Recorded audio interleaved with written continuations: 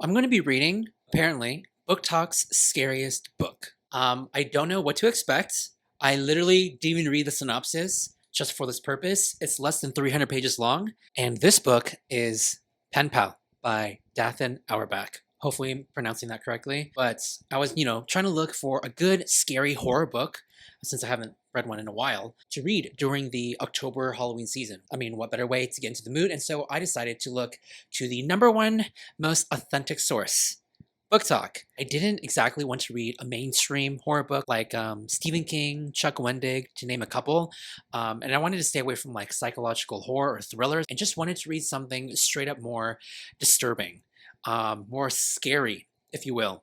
And apparently, this book, Pen Pal, was on a lot of people's lists of recommendations. There were also a couple other books that I saw that piqued my interest as well. I wanted to do like a 3-in-1 video, not that kind of video, okay? But reading 3 horrifying, scary books from BookTok, but just within the constraints of time, I just don't have a lot of time. I leave for Japan in a couple of days, and by the time this video goes up, hopefully by that time, I will not be currently in the US. So, but I guess depending on you guys, whether or not you want to see me read other horrifying, scary books, or just other bookish recommendations on BookTok, let me know.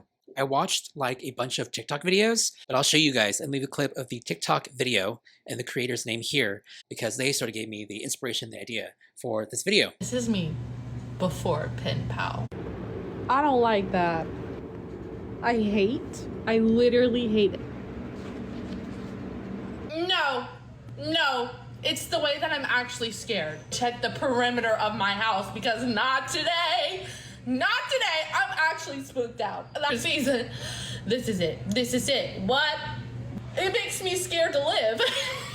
It makes me like I'm one wrong. So I don't know what to expect, but from the title of the book, I'm guessing there isn't a really friendly pen pal that I don't know, one of the main characters is writing to from, or he is the main antagonist. I don't know. We'll see. We'll see if there will be a twist in here and whatnot. That's the purpose of this video. So without any further ado, let's get into it.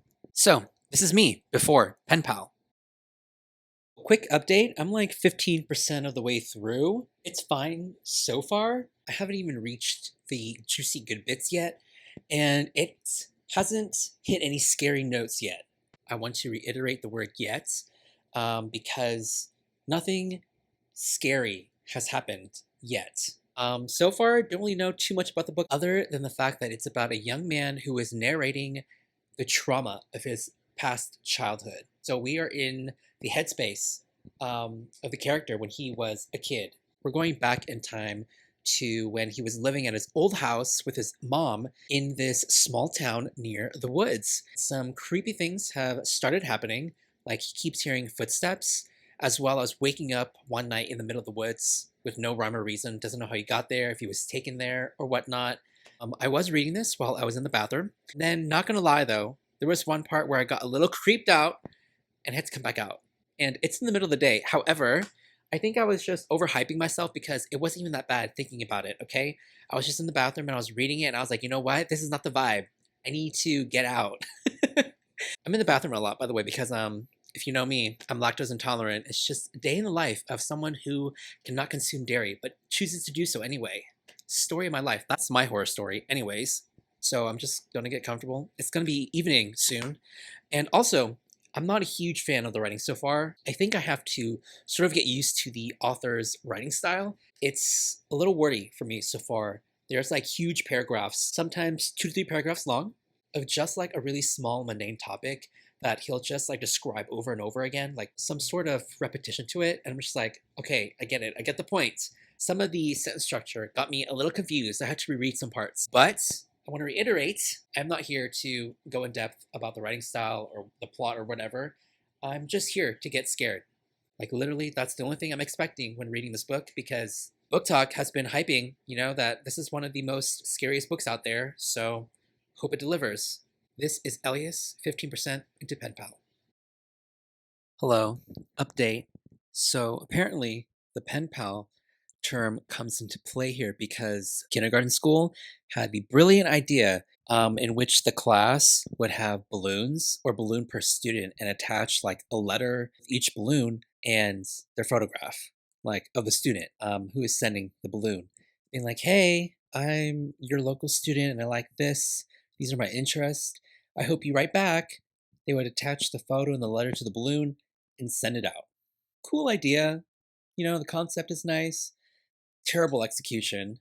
Like, I mean, come on. So I was a bit taken aback at this, but he has a cat. However, they declaw the cat. And I was just shook because you never, ever, ever, ever, ever declaw a cat. Any animal, to be honest. It is just inhumane. It's basically taking away their livelihood. And so far, this book isn't scary. I don't know. I don't know if I'm going to eat my words later, but nothing is really happening. So we'll see. So far, the only scary thing this book has to offer is a declawed cat, which you should never do, and this terrible idea of sending out your kid's photo and a letter on a balloon to, I don't know, some random person out in the world. A recipe for disaster, I might add. So that's where I'm at. Hello, quick update. This is Elias, 72% into the book, and you guys, nothing has happened. Anything creepy or scary. Like, what? It wasn't, like, sure, there were some creepy moments, but nothing abhorrent or anything bad that I haven't read before, you know, to this extreme. Like, there have been, like, thriller books that have been so visceral in its description and story, it's just more graphic. Nothing has happened. I'm pretty sure I can guess the outcome of this book. It's really interesting because the story is sort of disjointed. It's non-linear in terms of going back and telling you a bunch of things that happened in between his childhood. Like one point you're reading when he was 6, then when he was 10, and then it goes back to when it just details his adventures with his best friend between the ages of, I don't know, 6 and 10, and the things that they encountered, the creepy things that happened, and you're like, okay, well, he got out of it alive and nothing really happened because you already know where he is at the age of 10. I don't know if it served its purpose doing those childhood flashbacks, but now I'm reading him as like a 15 or 16-year-old teenager. I don't know. That's where I'm at.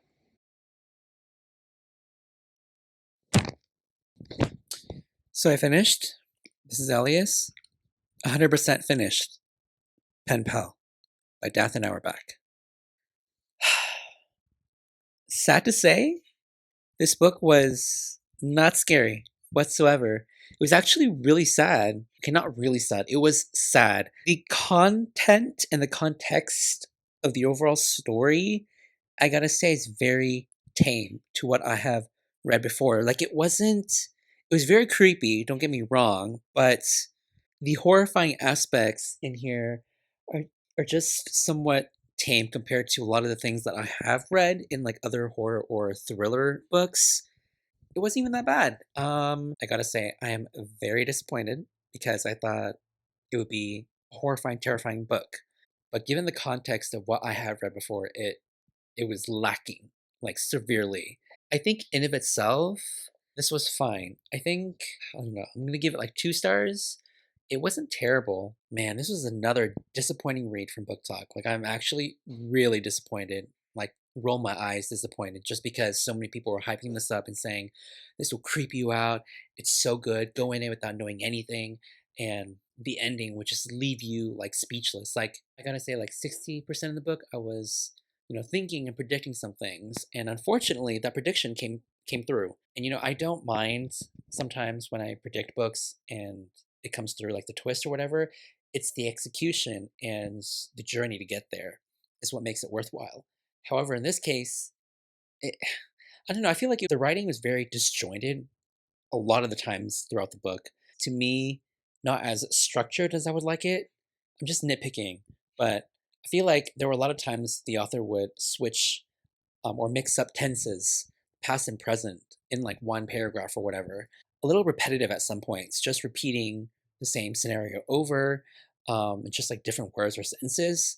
A lot of long sentences too. Could have done, I don't know, with a couple more drafts because this author has never heard of a period. Literally, the majority of the book is just semicolon run-on sentences. Like, it would just keep on going on and on and on, like paragraphs. Looked on Goodreads, you know, just to see what people, wrote and reviewed. And apparently the book was actually initially a collection of short stories, interconnected stories, like online before it became just like a full book. And it was published back in 2012, which makes a lot of sense now at the time. And someone said on a review, said creepypasta, more like weepy pasta. And I think that pretty much encompasses the entire book in its entirety because the ending is sad. Aside from that, this was just a very tame, underwhelming horror book. It was okay, but I'm glad it was short. Honestly, I feel like this would have been better, maybe more of an impact if it was like a short horror book, like shorter.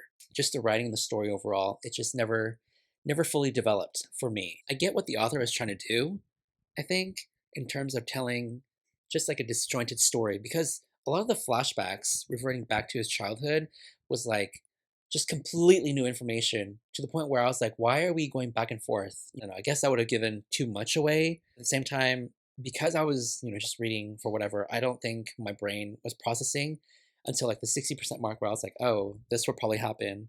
But I feel like if you're like a true veteran, just reading a lot of thrillers in general, you will just call out the twist like that. So, but if I fully had to like analyze and just nitpick and criticize this book, those are my critiques and my overall review.